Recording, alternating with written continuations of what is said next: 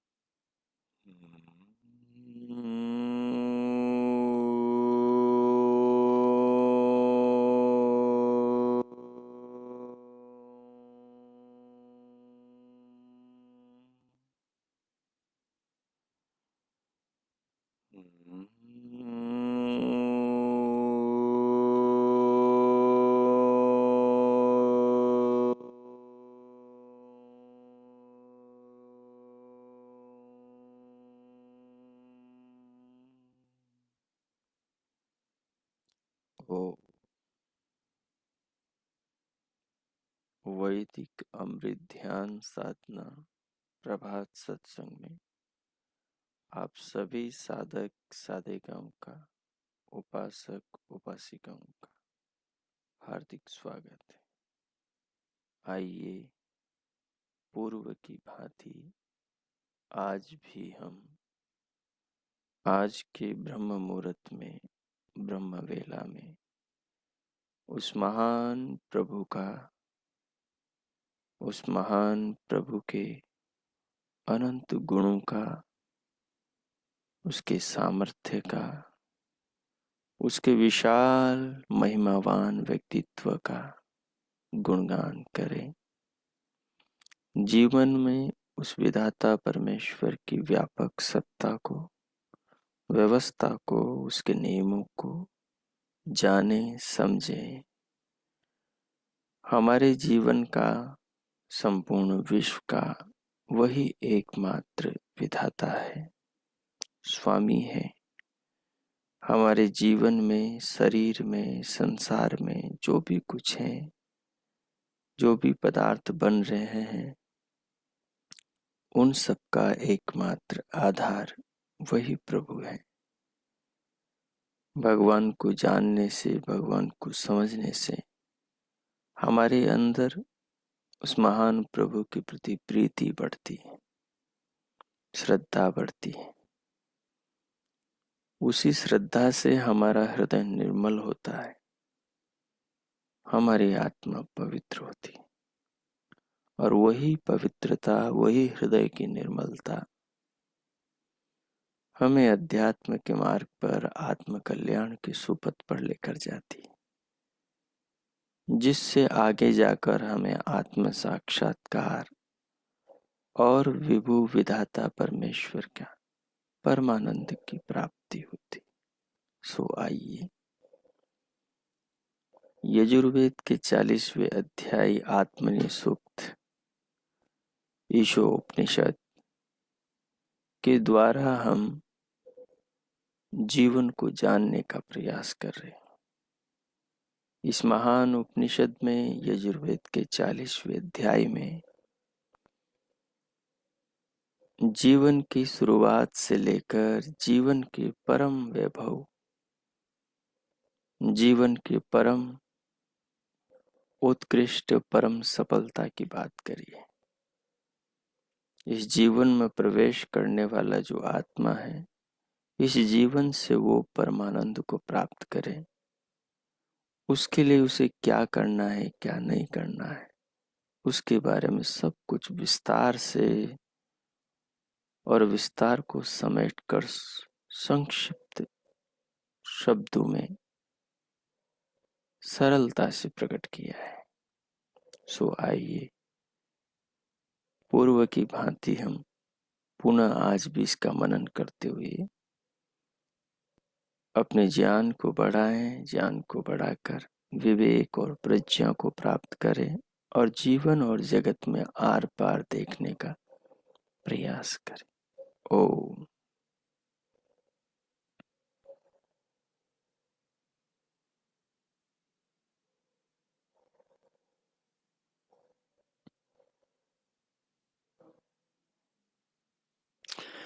तो देखिए,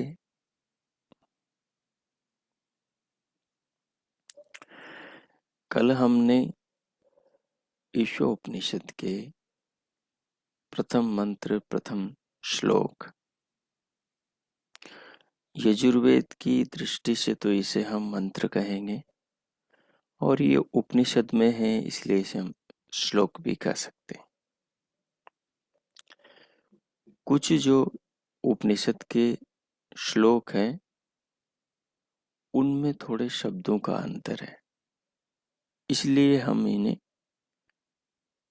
उपनिषद में श्लोक कहेंगे, और वेद में जो कुछ शब्दों का अंतर के साथ में है तो उसे हम मंत्र कहेंगे। इस बात को समझेंगे। अब आगे देखिए,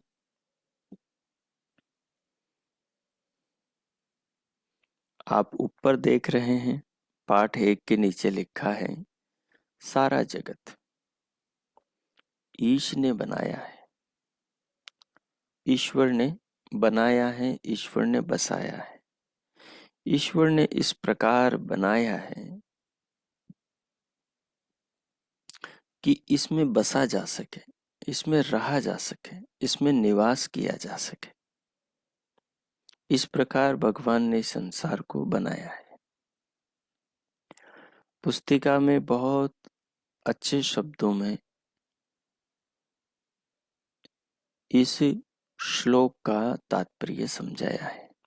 नीचे देखेंगे, इस जगती में ब्रह्मांड की काया में जो भी जंगम लोक लोकांतर है, अर्थात सर्वम यत् किंच जगत्याम जगत, ईशावास्यम इदम, ईश्वर के द्वारा यह क्या, सर्वम सब कुछ, यत् किंच जगत्याम जगत, जो भी संसार में, जगती में जगत, जो भी संसार में वस्तुएं हैं, और वस्तुओं में जो नियम हैं, व्यवस्थाएं हैं, और जो अन्य चीजें, मनुष्य का शरीर एक वस्तु है।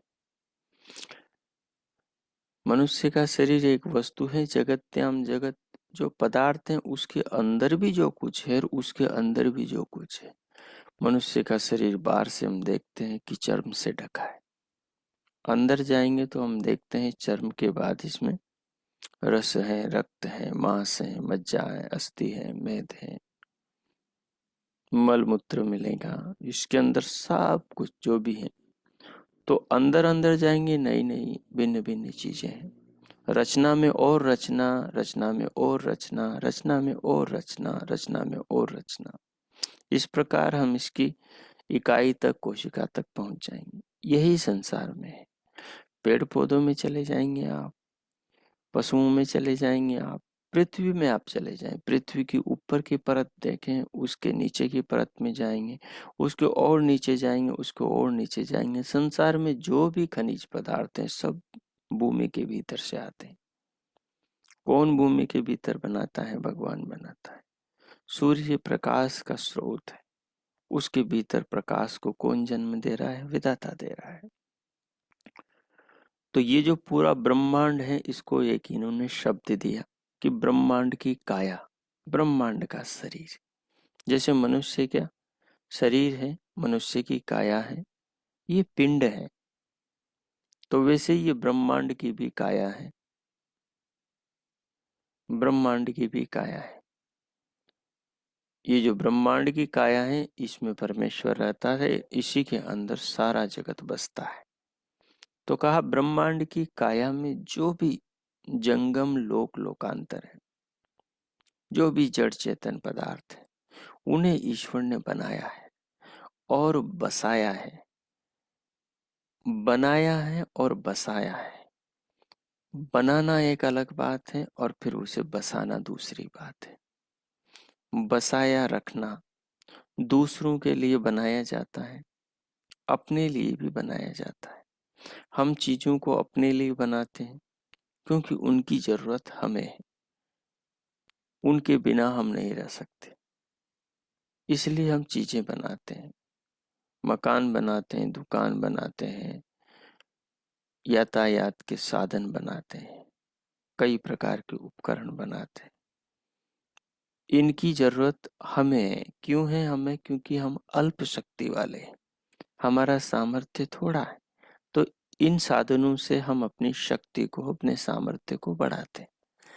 जहां हम 2 घंटे में पहुंचेंगे, हम वहां विमान से, ये वहां हम साइकिल से आधे घंटे में पहुंच जाएंगे।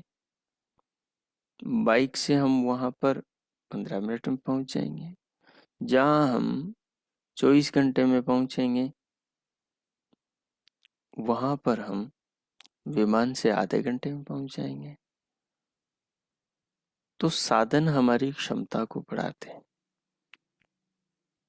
तो ये हमारे अल्प सामर्थ्य का द्योतक है। भगवान का सामर्थ्य अल्प नहीं, इसलिए उन्हें साधनों की आवश्यकता नहीं। वो सर्वशक्तिमान है। उसने जो भी बनाया है वो हमारे लिए बनाया है। हमको इस संसार में, वस्तुओं में बसाने के लिए भगवान ने संसार को बनाया है। सूरज को बनाया है हमें बसाने के लिए पृथ्वी पर। चंद्रमा को बनाया है हमें पृथ्वी पर बसाने के लिए। पृथ्वी को बनाया है हमें बसाने के लिए। हम इसमें बस रहे, हम इसमें रह रहे, इससे हमारे सारे काम हो रहे।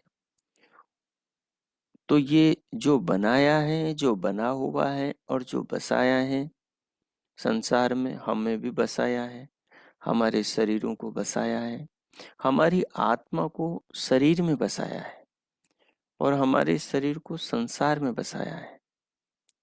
सूर्य पर, पृथ्वी पर, इन सब की व्यवस्थाओं के आधार पर बसाया है। तो उनकी संपदा ईश्वर की है।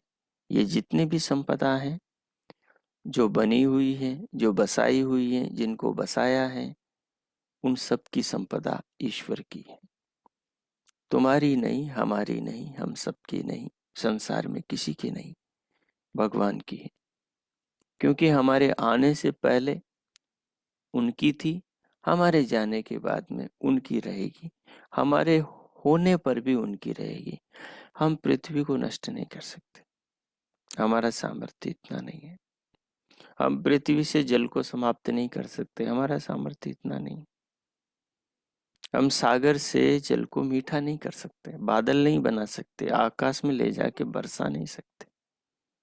ठीक है, वैज्ञानिकों ने कृत्रिम प्रयोग किए, लेकिन वो सफल सार्थक प्रयोग नहीं,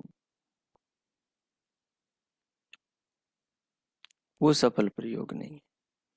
तो इसलिए हम आकाश में बादलों के साथ बिजली का संयोग नहीं करा सकते, वहां हम बिजली नहीं बना सकते। हम सूर्य में प्रकाश नहीं बना सकते या सूर्य नहीं बना सकते। तो ये सब सामर्थ्य भगवान का है। तो इन सब पर जो आधिपत्य है वो भी विधाता का है। इसलिए हम इन्हें त्याग भाव से भोगें। अज्ञान से, लोभ से, लालच से, किसी दूसरे के पद पर, पदार्थ पर, वस्तु पर अधिकार करने का, लालच पूर्वक लेने का भाव न रखें। अब ये जो उपनिषद है, इस पर जो कहानी के रूप में एक रूपक यहाँ पर तैयार किया गया है। तो रूपक बहुत सुंदर है कि विद्यार्थियों को गुरु उपदेश कर रहे हैं। गुरुदेव अपने विद्यार्थियों को उपदेश कर रहे हैं, शिष्यों को शिक्षा दे रहे हैं कि संसार क्या है। वास्तव में शिक्षा बचपन में जब बच्चे को मिलती है, तभी जब वो बड़ा होता है तो उसके ज्ञान में, जीवन को समझने की प्रज्ञा का विकास होता है। जब बचपन में ज्ञान मिलता है, वही ज्ञान जो जो वो बड़ा होता है, त्यों त्यों उसकी समझ को विकसित करता है और वो जीवन जगत के आर पार देखता है। वो वस्तुओं को ज्ञान के द्वारा माप तोलता है, संबंधों को, सब चीजों को। और यदि जवानी में ज्ञान दिया जाए तो बहुत देर हो जाती, बुढ़ापे में दिया जाए तो और देर हो जाती। तो ज्ञान के पाने की और ज्ञान की देने की जो ठीक अवस्था है वो बचपन है। ज्ञान देने वाले प्रौढ़ हो, अनुभवी हो, वो बुजुर्ग हो। ज्ञान लेने वाले बच्चे हो, शिष्य हो, नूतन हो, अल्पायु वाले हो। वहीं से ज्ञान जब पाते हैं तो वही ज्ञान धीरे धीरे उनके अंतकरण और उसके मानस में एक वातावरण बनाते हैं। ज्ञान का वातावरण, विचारों का वातावरण, संस्कारों का वातावरण, वृत्तियों का वातावरण, ये जो वातावरण बनता है, ये वृत्ति बनकर उनके आत्मा को प्रभावित करता है। जैसा ज्ञान होगा वैसे संस्कार, जैसे संस्कार होंगे वैसे विचार होंगे, जैसे विचार होंगे वैसे ही व्यक्ति के मन के भाव और उसकी वाणी का व्यवहार और उसकी आत्मा का चिंतन हो, और उसकी शारीरिक क्रियाओं में वही आत्मचिंतन, वही अंतकरण का चिंतन, उसके व्यवहार में, उसके कामकाज में, उसके बोलचाल में, उसके संकल्प विकल्पों में, उसके लेन देन में, उसके खान पान में, उसके रहन सहन में, उसके ओढ़ने पहनने में, सब जगह उसके मस्तिष्क का, उसके अंतकरण का ज्ञान ही संस्कार, और संस्कार से विचार, और विचार से उसका कर्म और व्यवहार बनने वाला है। इसलिए बचपन से ज्ञान को एकत्रित करने की आवश्यकता है। इसलिए पहले आश्रम में ज्ञान की अनिवार्यता हमारे पूर्वजों ने, हमारे पूर्वज ऋषि ऋषिकाओं ने, और उन सबके, हम सबके अनादि पिता विधाता परमेश्वर ने की है। हमने उस व्यवस्था का उल्लंघन किया, समाज ने उस व्यवस्था को बिगाड़ दिया।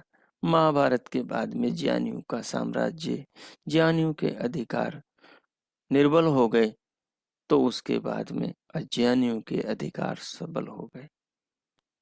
जब धूर्तों का, दुष्टों का, अज्ञानियों का, मंदमतियों का और तमाम प्रकार के विकारों से युक्त विकृत मानसिकता के लोगों का शासन होता है, तो उस शासन में कुशासन फैलता है और उससे समाज बुरी तरह भ्रष्ट हो जाता है। हमारा सौभाग्य है कि हम उस परंपरा से जुड़ रहे हैं, और उस परंपरा से महान ज्ञान का स्रोत, जो पवित्र शिक्षा है, उसको हम पा रहे हैं। तो देखिए आगे क्या कर रहे हैं, शिष्यों को उपदेश देते हुए गुरुवर कर रहे हैं।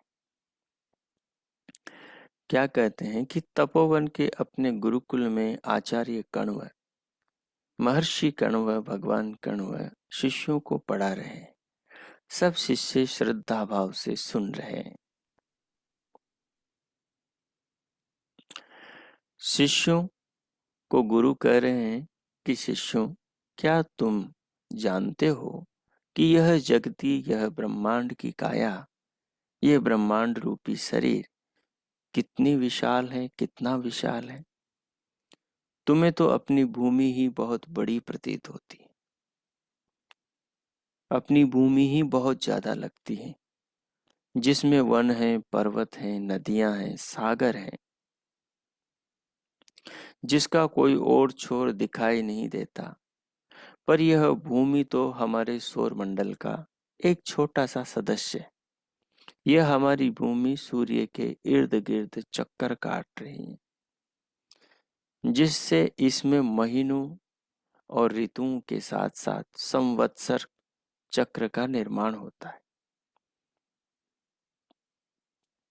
यह भूमि हमारे सूर्य का एक ग्रह कहलाती है। भूमि की तरह मंगल, बुध, बृहस्पति आदि अन्य ग्रह भी हैं, जो सूर्य की परिक्रमा करते हैं और जिनका जीवन मरण सूर्य पर ही निर्भर है। जैसे हमारी भूमि का एक उपग्रह है, जिसे हम चंद्रमा कहते हैं, वैसे ही मंगल, बुध आदि ग्रहों के भी अपने अपने चंद्रमा है। किसी किसी ग्रह के तो कई कई चंद्रमा है। इन सब ग्रह उपग्रहों का राजा सूर्य है। सूर्य सौर परिवार का पति है, जो परिमाण और भार में इन सब से बड़ा है, जिससे ये सब प्रकाशित होते हैं। भूमि आदि ग्रह उपग्रह सूर्य के साथ मिलकर एक सौर मंडल बनाते हैं। एक परिधि रूपरेखा में, एक व्यवस्था में, विधाता के नियमों में बंधे अपने अपने अक्षों पर, अपने अपने स्थानों पर, अपनी परिधियों में परिक्रमा एक दूसरे के करते हैं। ऐसे ऐसे सौर मंडल इस जगती में अनेकों हैं। आकाश गंगा में, गगन में तारे, गगन में रात्रि में जो असंख्य तारे दिखाई देते हैं, वे सब अलग अलग सूर्य हैं, जो हमारे सूर्य से लाखों गुना बड़े हैं, पर हमारे सूर्य की अपेक्षा बहुत दूर होने के कारण छोटे छोटे से हमें दिखाई देते। इन सब के भी अपने अपने ग्रह उपग्रह हैं, जो हमें दिखते भी नहीं है। यह जो बरसात की रात में आसमान में गंगा की धारा सी प्रतीत होती है, जिसे आकाश गंगा नाम दिया गया है, जिसे हम कहते हैं कि आकाश गंगा है, जो तारों की एक धारा है, नदी की तरह दिखाई देती है। उसमें भी समीप समीप बहुत से तारे हैं, जो अलग अलग न दिखकर एक फैला हुआ प्रकाश छिद्रा सा दिखाई देता है। इस प्रकार हमारी जगती अर्थात ब्रह्मांड की काया में असंख्यात जगत है, असंख्यात लोक लोकांतर है, अनगिनत लोक है, अनेक आकाश गंगाएं हैं, और उन अनेक आकाश गंगाओं में अनेक सौर परिवार है, और उन अनेक सौर परिवारों में अनेक सूर्य, अनेक मंगल, बुध, बृहस्पति, शुक्र, शनि, अरुण, वरुण, यम पृथ्वियां हैं। और उन पृथ्वियों में जैसे अपनी पृथ्वी पर अनंत जीव है, हमारी दृष्टि से हम जीवों को गिन नहीं सकते। हम अपने गांव के मच्छरों को नहीं गिन सकते, हम बाकी को कैसे गिन पाएंगे? तो अनंत जीव है, इसलिए कहते हैं। वैसे सारी पृथ्वियों पर है, सारे सौर परिवारों में है, सारी आकाश गंगाओं में है, इस ब्रह्मांड की काया ब्रह्मांड में है। जैसे अपने शरीर में, मनुष्य के देह में जैसे कोशिकाएं, हम उन कोशिकाओं को गिन नहीं सकते कि संपूर्ण शरीर में कितनी कोशिकाएं, वैसे इस ब्रह्मांड में अनंत लोक लोकांतर है, हम उन्हें गिन नहीं सकते। गुरु शिष्य से कहते हैं कि क्या तुम्हारा ध्यान कभी इस ओर भी गया? हमारा ध्यान कभी इस ओर जाता है? हम सांसारिक विचारों में, सांसारिक वस्तुओं में, सांसारिक साधनों के संग्रह में ही सुबह से शाम तक दिन रात एक करते हैं। खूब मेहनत करते हैं, खूब पसीना बहाते हैं, किसके लिए? पेट के लिए, सुंदर कपड़ों के लिए, आभूषणों के लिए, कार मोटरों के लिए, आंखों को, कानों को, चमड़ी को सुख देने के लिए।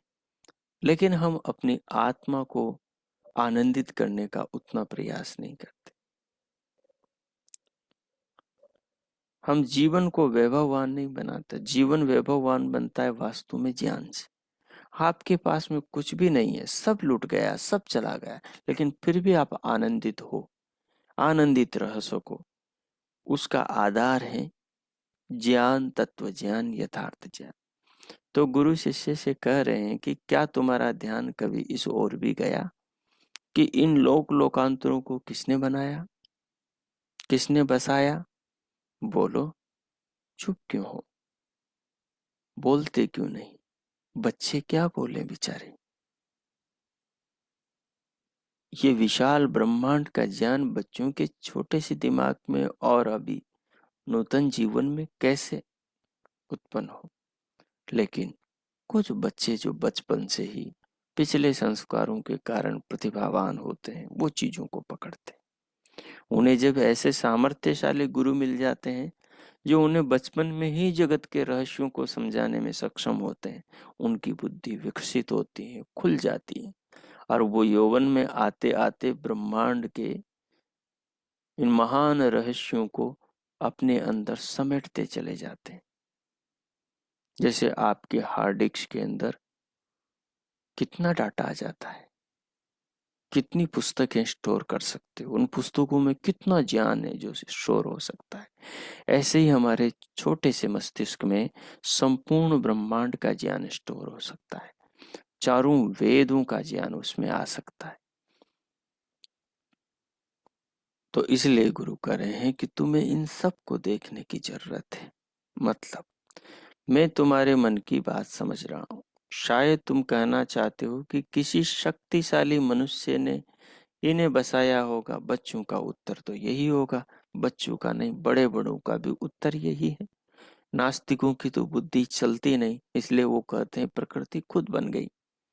जड़ वस्तु कभी खुद एक व्यवस्था के अंतर्गत किसी पदार्थ का आकार कभी नहीं ले सकती।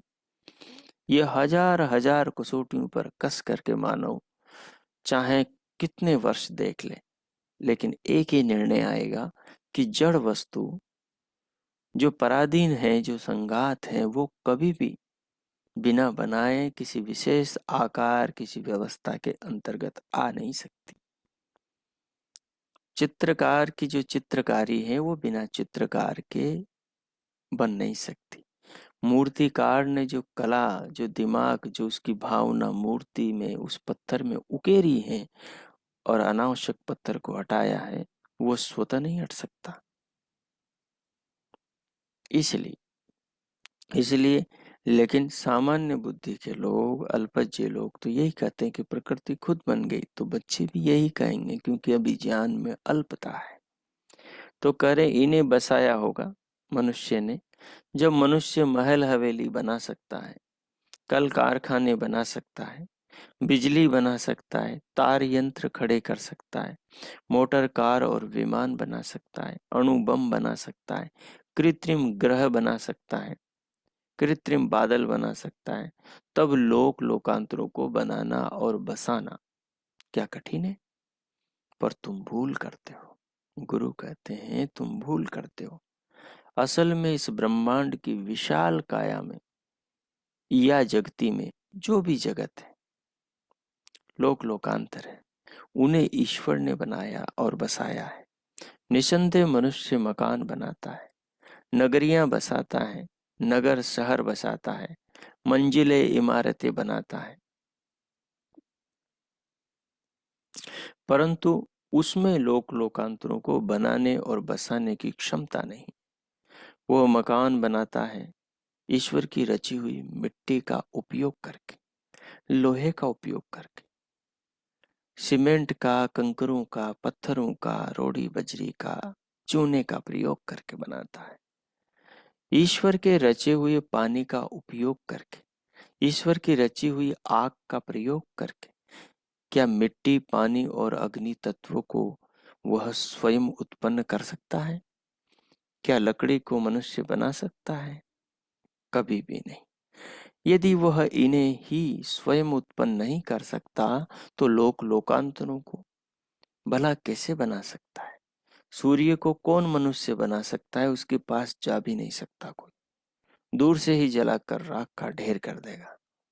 तो उसको कौन बना सकता है? बना सकता है कोई मंगल को, वहां पर जीवित नहीं रह सकता कोई। बना सकता है कोई बुध को, बृहस्पति को, वहां तक कोई पहुंच नहीं सकता। ठीक है, किसी तक पहुंच भी जाएगा तो वहां मनुष्य के जीवन की व्यवस्था नहीं। उनके द्वारा जो वातावरण निर्मित होता है, उस वातावरण से मनुष्य का जीवन धरती पर पल्लवित, पुष्पित, विकसित होता है, न कि उन ग्रहों पर वहां जाकर जीवन पल्लवित हो सकता है। ऐसी विधाता की व्यवस्था है। तो गुरु कह रहे हैं शिष्य से, भला कैसे बनाएगा? इसलिए है पुत्रों, वेद की इस बात पर श्रद्धा करो कि इस सुविस्तीर्ण जगती में जो भी लोक लोकांतर है, उन्हें ईश्वर ने ही रचाया और बसाया है। शिष्यों, यद्यपि ईश्वर ने सारे संसार को ही बनाया और बसाया, तो भी तुम्हारा संबंध मुख्यतः इस भूमि से है।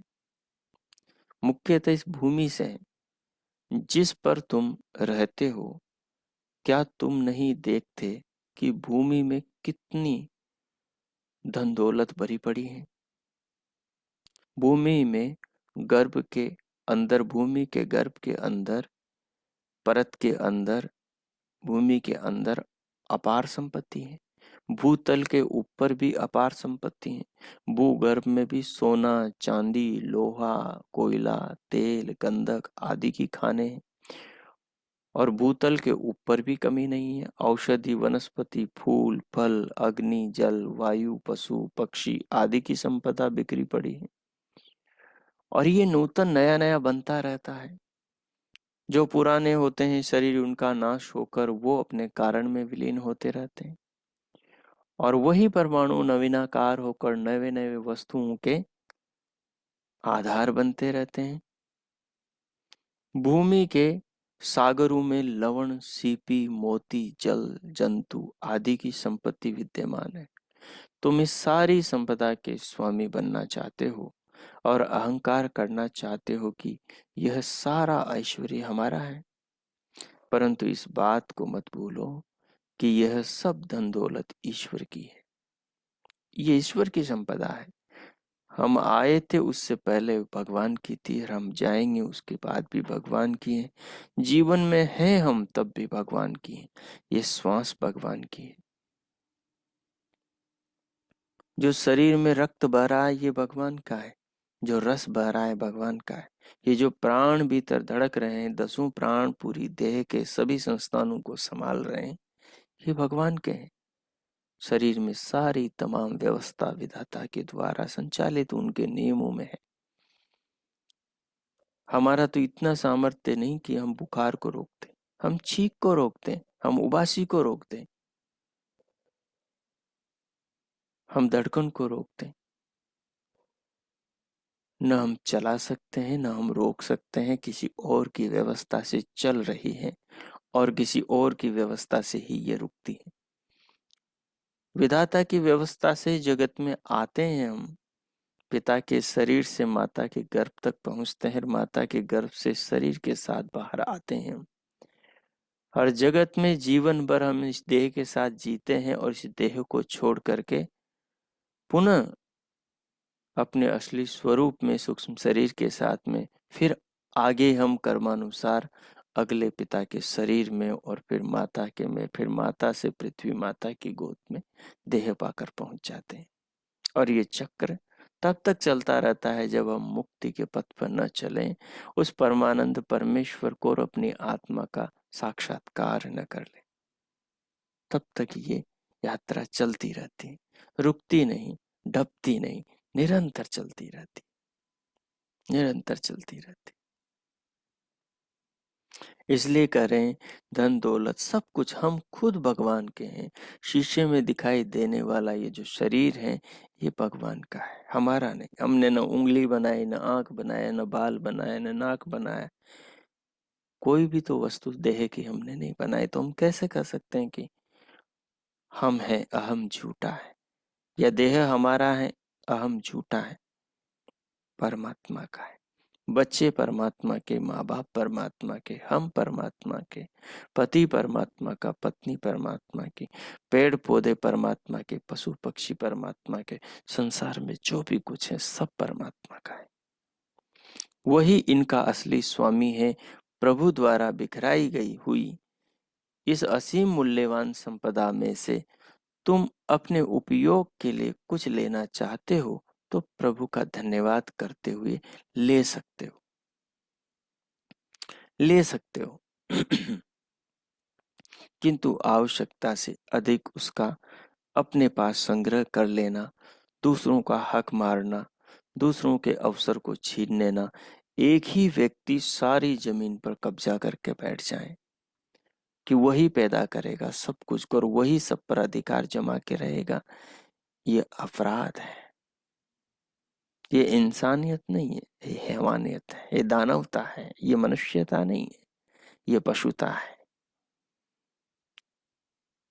तो इसलिए कहा है कि भगवान ने धरती पर जीने का अधिकार सबको दिया है। किसी के जीवन के अधिकार को किसी को छीनने का अधिकार नहीं दिया। जीने का सबको अधिकार है। सब परिश्रम से सब कुछ इस संसार में पा सकते हैं जो भगवान ने मनुष्य के लिए बनाया है। इसलिए कहा आवश्यकता से अधिक उसका अपने पास संग्रह कर लेना गलत है। दूसरे की वस्तु पर अपने अधिकार जताना किसी भी हालत में शोभनीय नहीं। यदि तुम्हें सदा इस बात का ध्यान रहेगा कि वस्तुतः यह धन हमारा नहीं प्रभु का है, तो तुम्हारे अंदर त्याग भाव आएगा। तुम सारा धन अपने पास बटोर लेना नहीं चाहोगे, अपितु दूसरों के लिए भी छोड़ोगे। सभी नर प्रभु के अमृत पुत्र हैं। नर नारियां सब मनुष्य पशु पक्षी समस्त प्राणी, सभी नारियां प्रभु की अमृत पुत्रियां हैं। उनका हिस्सा छीनना भाई बहनों के प्रति अपराध है। हम सब भाई बहन हैं। हम सब भगवान के संतान, भगवान के बच्चे हैं। अतः त्याग भाव से धन का भोग करो, लालच मत करो। धन तुमसे भला धन तुम में से भला किसका है? हम में किसी का नहीं। हम सब कुछ छोड़कर जाते हैं। हमारे साथ बस संस्कार जाते हैं, वही हमारी संपदा है। किसी का नहीं, वह तो सब धन, सब संसार, सब कुछ सब प्रभु का है। ना जग तेरा ना जग मेरा, दुनिया रेन बसेरा रे। सो आइए अब कुछ समय तक इस मंत्र के इस महान भाव को ध्यान में रखते हुए हम ध्यान प्रयोग करेंगे। जो हमने पढ़ा है इसको ध्यान में बैठकर अनुभव करेंगे, महसूस करेंगे, भगवान से इस ज्ञान के आधार पर संवाद करेंगे। अब आप सीधे होकर बैठ जाएं, नेत्र मूंद लें, कमर पीठ गर्दन को सीधा कर लें, दोनों हथेलियों को गोद में रख लें।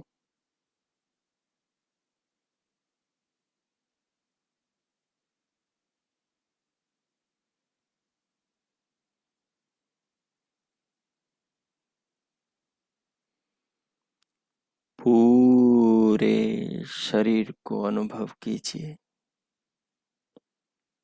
सिर से पांव तक, पांव से सिर तक, त्वचा से अस्थि तक, अस्थि से त्वचा तक, संपूर्ण शरीर को अनुभव कीजिए।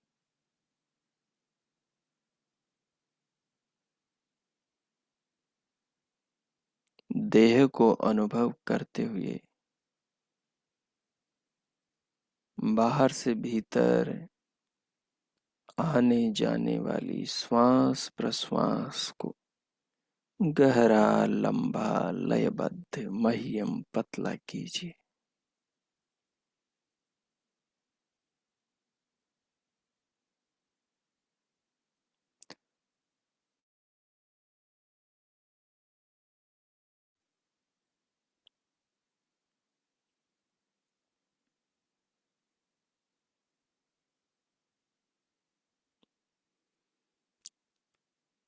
लंबा, गहरा, लयबद्ध श्वास को करते हुए धीरे धीरे बाहर से भीतर लीजिए। लेते हुए उसे अनुभव कीजिए। मन को दोनों नथुनों में फैला दीजिए। श्वास को अनुभव करते हुए,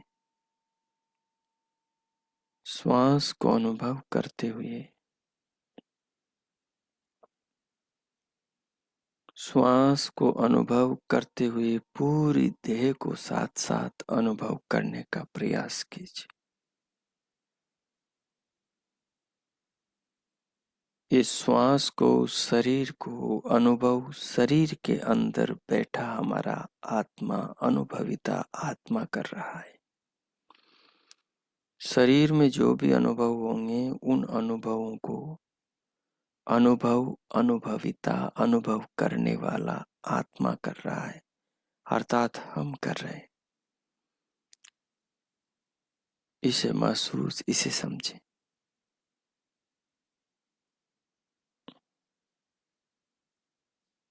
श्वास को जैसे ही धीरे धीरे लेंगे पूरा मस्तिष्क शांत होगा। मस्तिष्क के साथ साथ पूरे शरीर में शांति की धारा बहेगी। इसे अनुभव करें। ये जो अनुभव में आ रहा है शरीर और प्राण, ये परमात्मा की संपदा है। ईशावास्यम इदं सर्वम। ये श्वास जो बाहर से भीतर आ रही है, ये प्रभु का प्रेम, ये उनका प्रसाद, ये उनकी अनुकंपा, ये उनका स्नेह, ये उनका प्यार है।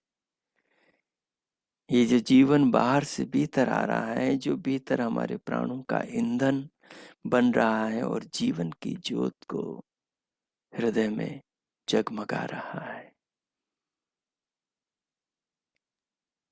ये जो घड़ी में जैसे टक टक सेल चलता है, सेल से सुई चलती है, वैसे हमारे भीतर भी जो ये धड़कन चल रही है, इस धड़कन का ईंधन ये प्राण है।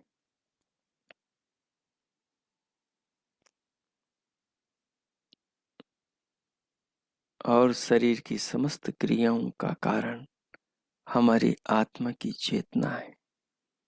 और इस चेतना से इस सारे शरीर के समस्त अवयवों के संबंध को जोड़ने वाला, इन शरीर के अंतःकरणों को इस प्रकार बनाने वाला कि ये आत्मा के साथ जुड़ जाएं और आत्मा के अनुभव में आए, कि आत्मा इनका शरीर में प्रयोग कर सकें, कि शरीर के द्वारा जीवन और जगत की वस्तुओं को समझ सके। ये सब प्रभु की व्यवस्था से, प्रभु की कृपा से, प्रभु की अनुकंपा से हो रहा है। इसे अनुभव करें।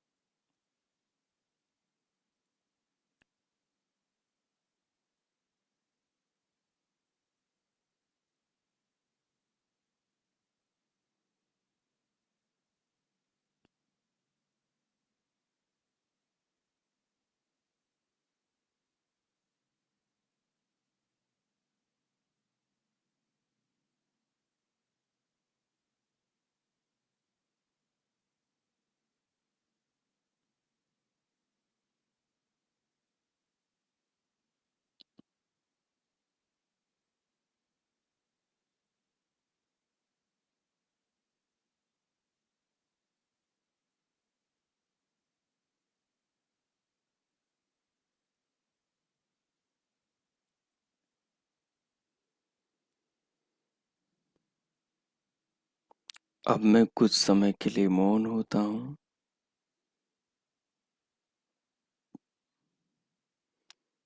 आप 10 मिनट इस पर विचार, ध्यानमय चिंतन करेंगे कि शरीर में जो आप शरीर को अनुभव कर रहे हो, श्वास प्रश्वास को अनुभव कर रहे हो, दोनों कानों में अपने मन को लगाइए और दिव्य नाद को अनुभव कीजिए। दोनों कानों के आकाश में मन को ले जाइए। भीतर से एक संगीत की धारा मालूम होगी। शरीर में जो सारे यंत्र हैं, उन सब से एक मधुर ध्वनि उत्पन्न हो रही है। यूं समझें कि ये शरीर की बांसुरी पर एक मृदु ध्वनि, शरीर रूपी यंत्रों की वीणा पर एक मधुर संगीत उत्पन्न हो रहा है, जिसका नाम दिव्य नाद है, जो दोनों कानों के भीतर मन को लगाने से सुनाई देता है। इस संगीत को सुनते हुए और भ्रुकुटी में दोनों भौरों के मध्य जहाँ तिलक लगाते हैं, वहां पृष्ठपटल में अंदर से देखने से दिव्य प्रकाश नजर आता है। जो ज्योतियां शीतल होती हैं और जिनमें बड़े बड़े रहस्य खुलते हैं, ये सब भगवान की लीला, महिमा ये उनके चमत्कार देह के अंदर, ये देह के भीतर रहने वाला आत्मा जब अंतर्मुखी होकर साधना में प्रवेश करता है तो भीतर के खजाने उसके सामने अनावरित हो जाते हैं। विधाता उसे इन शक्तियों के आकर्षण से भीतर बुलाता है, क्योंकि जो कुछ है सत्य का आधार, जो परम सुंदर है वो मनुष्य के भीतर है, जो संतोषप्रद है और जो शाश्वत है, अनिर्वचनीय है, जिसे अनुभव किया जा सकता है, कहा नहीं जा सकता, वो मनुष्य के भीतर है, उसकी आत्मा है। और उसकी आत्मा के बोध से जो ज्ञान होता है, जो नजर, दृष्टि, समझ, प्रज्ञा मिलती है, वो आत्मा की अनुभूति ही परमात्मा की अनुभूति का द्वार बनती है। आत्मज्ञान ही परमात्मा को जानने का मार्ग दिखाता है। तो इस भाव को भीतर धारण करें, शरीर को अनुभव करें।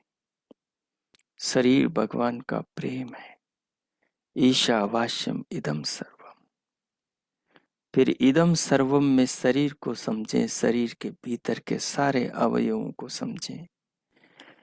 शरीर जिन पदार्थों पर जीवित है उन पदार्थों में भगवान को देखें।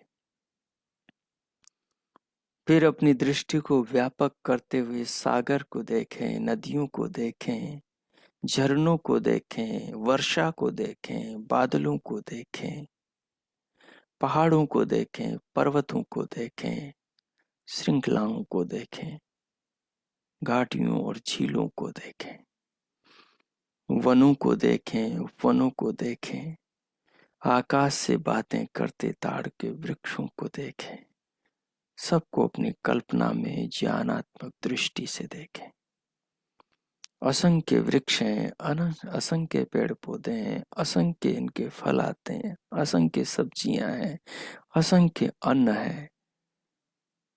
ऐसी ऐसी चीजें, ऐसे ऐसे फूल, ऐसे ऐसे फल देखने को मिलते हैं जिन्हें मनुष्य ने जीवन में शायद एक बार न देखा हो। भगवान अनंत है, भगवान का ज्ञान अनंत है, भगवान का संसार, भगवान के पदार्थ, भगवान की व्यवस्थाएं, भगवान के नियम, ये भी अनंत है। तो उस महान प्रभु की इस महान साम्राज्य को, महान संपदाओं को, अनंत वस्तुओं को, अनंत व्यवस्थाओं को, इस शरीर को, इन सब को अनुभव करें और फिर भगवान के प्रति श्रद्धा और हृदय की भावना से स्वयं को नतमस्तक अर्थात समर्पित अनुभव करें। अब मैं मौन होता हूँ। आगे आप 5-7 मिनट तक इस भाव में डूब जाएं। जो पढ़ा है, जो सुना है, उसके आधार पर स्वयं चिंतन करें। ओ कीजिए।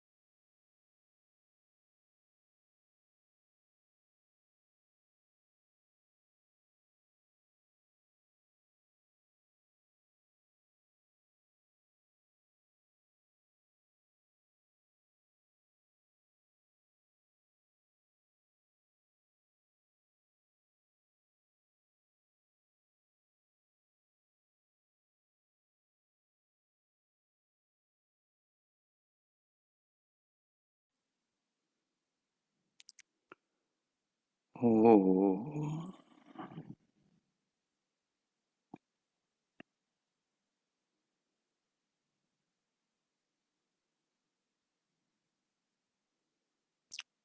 ओम।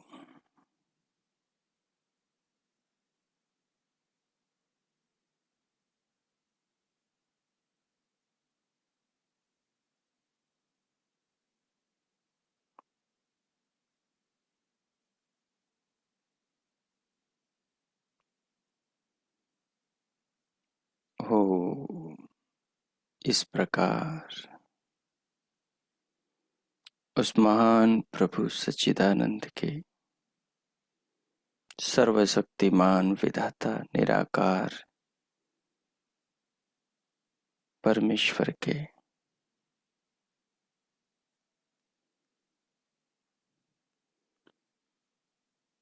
अनंत उपकारों का, अनंत कृपाओं का, अनंत व्यवस्थाओं का, अनंत पदार्थों का हमें प्राप्त इस मनुष्य मानव जीवन का, इस देह का, देह के भीतर की व्यवस्थाओं का चिंतन द्वारा अनुभव करते हुए अब उस भगवान की इन कृपाओं के लिए उनका धन्यवाद करें। जिस महान परमेश्वर ने हमें आज ये समझने का, जानने का सुअवसर दिया है कि जीवन जगत क्या है। जन्म से मृत्यु के बीच का ये जो जीवन है, ये कितना महत्वपूर्ण है, ये शरीर कितना मूल्यवान है, जीवन का एक एक पल, एक एक क्षण कितना महत्वपूर्ण है। ये केवल पेट के लिए नहीं, ये केवल शरीर की सजावट के लिए नहीं, ये केवल वस्त्र आभूषणों के लिए व्यय करने योग्य नहीं, ये केवल राग द्वेष में, सांसारिक उलझनों में व्यर्थ करने के लिए नहीं। इसकी सार्थकता विधाता के यशोगान करने में है। इसकी सार्थकता जगत का चिंतन मनन करने में है। इसकी सार्थकता ब्रह्मांड के रहस्यों को जानने में है। इसकी सार्थकता शरीर में बैठे अपने आत्म तत्व को अनुभव करने में है। इसकी सार्थकता विधाता परमेश्वर के वेद ज्ञान को पाकर जगत में भगवान को अनुभव करने में, सदैव शांति में, संतोष में, प्रभु के प्रेम में रहने में है। न कि ईर्ष्या में, लड़ाई झगड़ों में, निंदा चुगली में, मानसिक विकारों में, वाणी के दुर्व्यवहारों में और शारीरिक अपराधों में है। इसलिए संकल्प लें, इस जीवन का स्वामी भगवान को मानेंगे।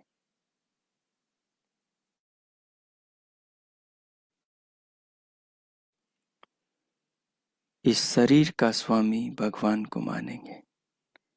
जो भी कुछ है सब भगवान का है। मेहनत करेंगे, परिश्रम करेंगे, अपने परिश्रम से उपार्जित धन से ही जीवन निर्वाह करेंगे। अन्याय से, छल से, कपट से किसी के पदार्थ को लेने की इच्छा मन से भी नहीं करेंगे। किसी भी प्रकार से वाणी से ऐसा प्रयास नहीं करेंगे और शरीर से तो कदापि नहीं। जीवन अनमोल है। संपूर्ण जीवन से साथ में जाने वाली वस्तु का नाम संस्कार है।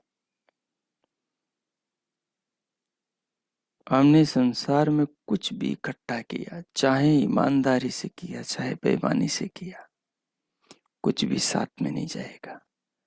ईमानदारी से जो भी कर्म किया उसके संस्कार ईमानदारी वाले जाएंगे। बेईमानी से जो भी कर्म किए वो बेईमानी वाले संस्कार जाएंगे। उसी के अनुसार भगवान हमें अगला जीवन देंगे। तो अगला जीवन कैसा चाहिए उसका निर्माण हमारे हाथों में है। हमें आगे सम्राट बनना है या भिखारी बनना है, हमें आगे सुंदर जीवन पाना है या कुरूप बनना है, हमें आगे मनुष्य बनना है या पशु बनना है, हमें आगे सम्राट बनना है या भिखारी बनना है, ये हमारे हाथ में है। हमें प्रभु का प्यारा पुत्र, हमें कोई तपस्वी, हमें कोई योगी, हमें कोई साधु, हमें कोई सन्यासी बनना है, हमें कोई ऋषि, हमें कोई ऋषिका, हमें कोई मुनि बनना है। हमें क्या बनना है ये हमारा आज का संकल्प सिद्ध करेगा, हमारा वर्तमान कर्म सिद्ध करेगा। हमारा वर्तमान इस जन्म के जीवन और संस्कार हमें बताएंगे कि हम अगले जन्म में क्या पाएंगे। इसलिए संकल्प करें। धरती पर 184 योनियों में एकमात्र मनुष्य योनि श्रेष्ठ है। इसे पाने के लिए देवता भी लालायित रहते हैं, श्रेष्ठ पुरुष भी लालायित रहते हैं। तो हम क्यों न इसको पाने के लिए संकल्प करें कि पुनः अगली बार मनुष्य शरीर मिले। जो इस जीवन में नहीं कर पाए वो करके उस जीवन में अमर लोक को, परमानंद को और अपनी आत्मा को पाए, जाने, साक्षात्कार करें। इन भावों के साथ भगवान से अपनी आत्मा को जोड़े, इन भावों से ओतप्रोत होकर विधाता से प्रार्थना करें और अपने आप को संकल्पित करें भगवान के ज्ञान के अनुसार जीवन में जीने के लिए। अब 1 मिनट में और मौन होता हूं। आप भगवान से प्रार्थना करें, उनका धन्यवाद करें और फिर प्रार्थना और धन्यवाद के भाव के साथ, अंतस जागरूकता के साथ भीतर से बाहर देह के ऊपर आ जाएंगे, शरीर को अनुभव करेंगे। कीजिए। ओम।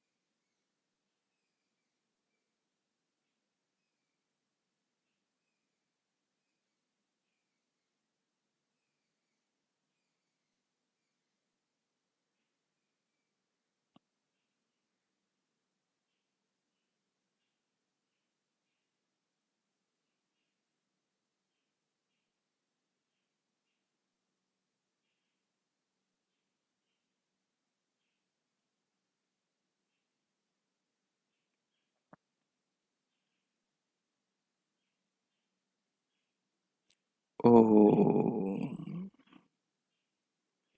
अब पूरे शरीर को अनुभव करें और शांति पाठ करें।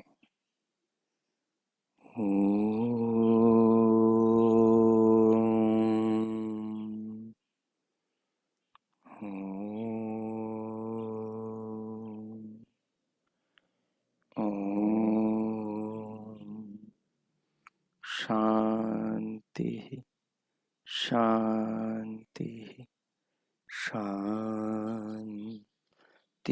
ओम। ओ